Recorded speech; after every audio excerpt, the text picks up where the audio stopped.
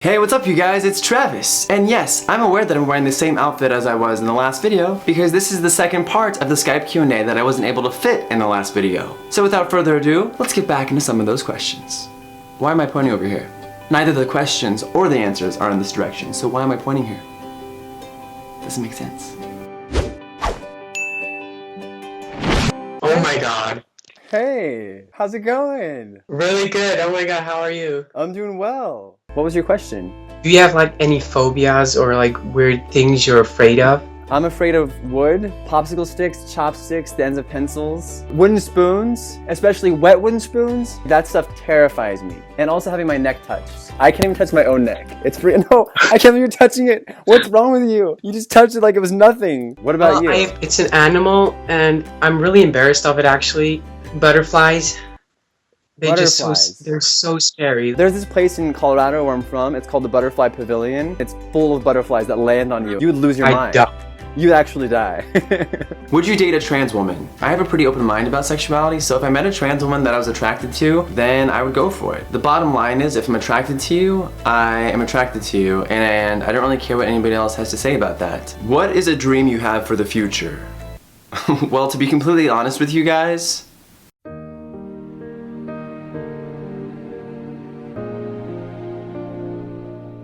I dreamed a dream in time gone by.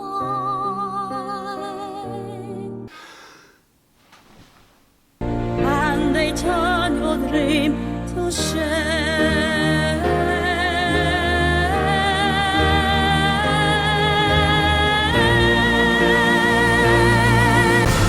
Still I dream he comes to me.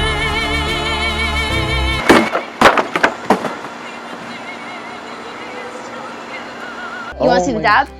Yeah, show me the dab. Yeah. Boom! Oh, I wasn't ready. Can we do it together? Yeah, ready? Okay. 1, 2, 3. Boom! Oh, Oh. yeah, that was awesome. We just dropped it right there together, Emma. Yeah. What do you do when you have a crush on your best friend? Do you have a crush on your best friend right now?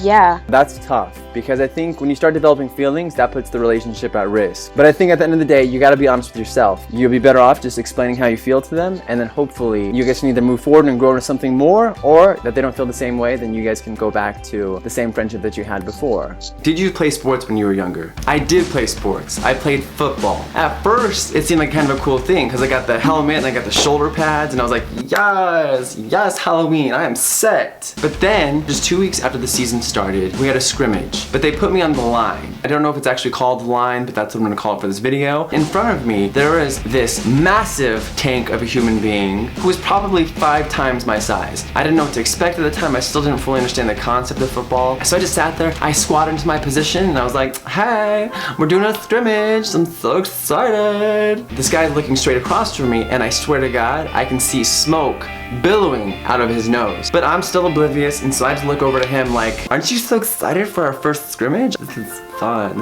This is really fun. That guy's sitting across from me like, stop it. You're making me nervous. Oh God, he's for real, isn't he? He's for real. Coach, I just want to call timeout. Anyone? Timeout? At that point, it's too late. That guy fucking pummels me into the ground. I remember life slowly passing me by as I flew through the air in slow motion. Still not sure how I made my body go in slow motion, but it definitely happened. I hit the ground on my back. It was done. The air was knocked out of my lungs. I couldn't talk. All I was doing was squirming on the ground. All I could do was squirm on the ground and say, I quit. I fucking quit. From that day forward, I decided to stick with non-contact sports. Every single day you're in a video and you brighten everybody's day. How does that make you feel? That makes me feel probably the best I've ever felt before. The fact that something I love to do also makes other people smile and makes people's days, it makes me feel really good. Moments like these, where I get to meet you guys and see those smiles, I would do it every single day for as long as I can because it means the world to me. What's your signature scent? Right now? BO. What do you prefer between peanuts butter or Nutella? I'm gonna have to say peanut butter. When I first moved to New York, I lived off of peanut butter because I was broke.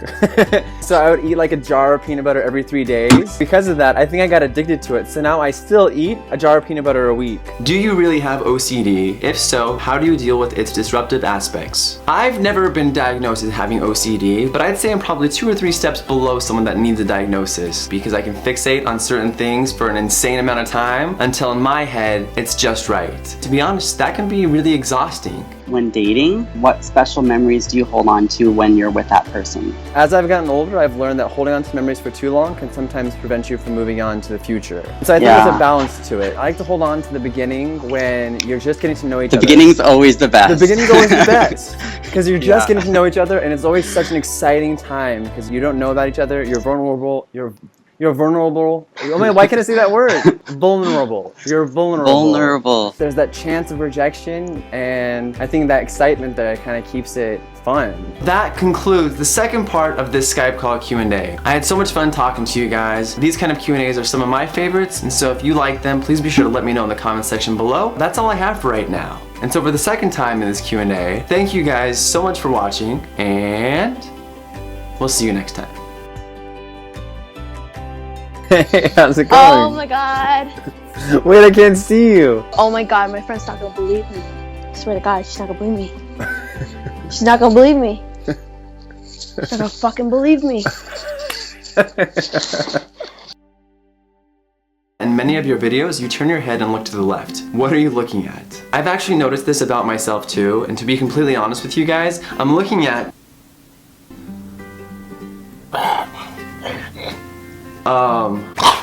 nothing. I'm looking at nothing.